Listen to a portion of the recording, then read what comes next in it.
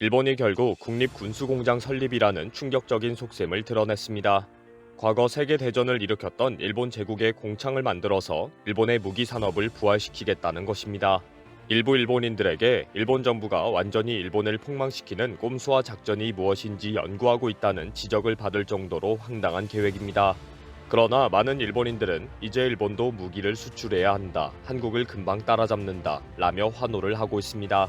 상식적으로 일본은 한국에서 무기를 구입하는 것이 조달 비용과 수리 정비 등 모든 것이 완벽한 대책입니다. 그러나 일본 정부는 이제 일본이 직접 만들고 한국을 이기는 수출까지 하겠다라고 나섰습니다. 정말 조금이라도 일찍 죽으려고 용을 쓰는 꼴이 가관입니다. 그동안 일본 정부는 방위비를 대폭 증액해왔습니다. 지난 5일 기시다는 스즈키 재무상 하마다 방위상과 회담을 하면서 2023년도부터 5년간의 방위비 총액에 대해 대략 43조엔을 확보하도록 지시했다고 대대적으로 발표했습니다.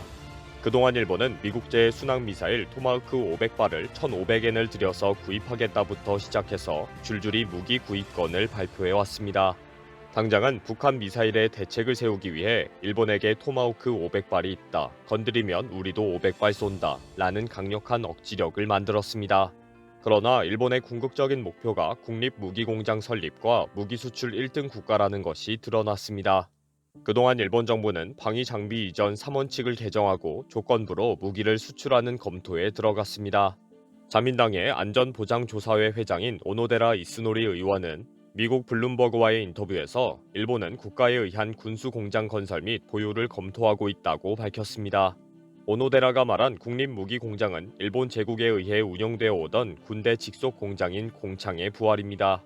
공창은 군대 직속의 군수공장을 말하며 무기 탄약을 비롯한 군수품을 개발, 제조, 수리, 저장, 지급하기 위한 시설로 조병창이라고도 불립니다. 당시 일본 제국은 6회 공군 모두 각각 직할의 군수공장을 가지고 있었습니다. 제2차 세계대전 말기 공창은 미군의 일본 본토 공습 목표 중 하나로 대대적인 공격을 받았습니다.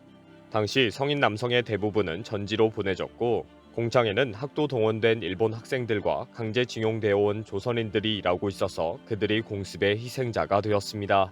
이런 공장은 세계대전 당시 시대에는 미국과 유럽 등 많은 나라들이 운영해왔는데 잉글랜드의 아스날 FC 등 공창 노동자로 결성된 팀을 기원으로 하는 축구 클럽의 대부분이 공창을 의미하는 아스날을 팀명으로 하고 있을 정도입니다. 그러나 산업이 발전하면서 국가 직속 군수 공장의 역할은 줄어들고 대부분 기업에 의해서 무기 개발과 제조가 이루어져 왔습니다. 일본은 패전 이후 공격용 무기의 소지와 무기의 제조 및 수출은 철저히 금지 통제되어 왔습니다. 그동안 미국으로부터 무기를 도입하고 수리 정비 장비도 계속 지원받아 왔습니다. 이런 와중에 최근 한국의 무기 수출로 인해 한국의 무기 제조 기술 및 수출 급증에 큰 충격을 받았습니다.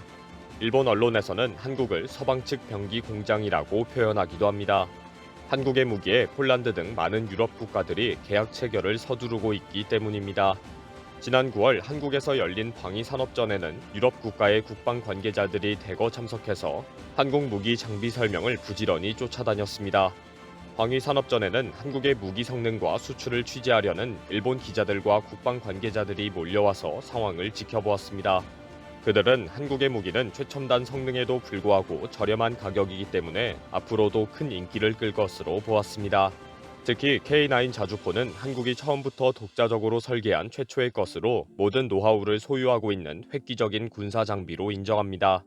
K9 자주포는 폴란드 이외에 노르웨이, 핀란드, 에스토니아 등 9개국에서 도입 및 현지 라이센스 생산이 결정되어 있습니다. 일본의 군사 전문가가 직접 확인했다는 기사에는 K9의 최신 모델 K9A1에는 GPS와 관성 항법 장치, 보도 동력 장치, 그리고 차체의 전후에 탑재된 시야 확인용의 카메라가 설치되어 있었다고 소개했습니다. 그리고 장기적으로는 무인 운전이 가능한 K9A3 모델을 한국이 개발하고 있다고 전했습니다. 이런 한국의 무기 수출과 기술 개발에 관한 소식이 일본을 안달복달하게 만듭니다. 한국의 무기 제조와 수출 기사에는 대부분의 일본인들이 빨리 일본도 무기 수출을 해야 한다, 기시다는 무엇을 하고 있는가 라고 흥분합니다. 일본이 시작만 하면 한국을 금방 따라잡는 무기 수출 국가가 될 수 있다는 전제를 항상 깔고 있습니다. 이런 상황에 오노데라 의원이 드디어 국립무기공장 건설 및 보유를 밝힌 것입니다. 이런 사실이 알려지면서 일본 내에서는 결국 과거 군국주의 일본 제국으로 돌아가겠다는 것인가 라는 비판도 올라오고 있습니다. 본격적으로 무기 제조와 전쟁 준비에 올인하겠다는 것이고, 이는 결국 일본이 위험한 과거로 돌아가는 선언이라는 지적입니다. 그럼에도 불구하고 대부분의 일본인들은 환호를 지르고 있습니다. 빨리 헌법 구조를 개정해서 아무런 제약 없이 무기를 제조하고 수출하는 일본이 되어야 한다는 것입니다.